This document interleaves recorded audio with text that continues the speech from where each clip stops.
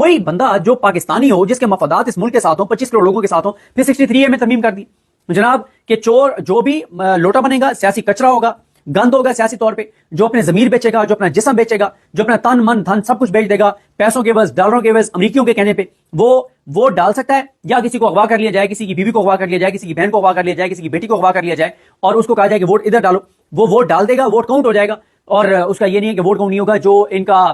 فیصلہ ہے عمر تا بندیال صاحب کا، اعجاز الحسن صاحب کا اور منیب اختر صاحب کا، اس کو بھی تقریباً انہوں نے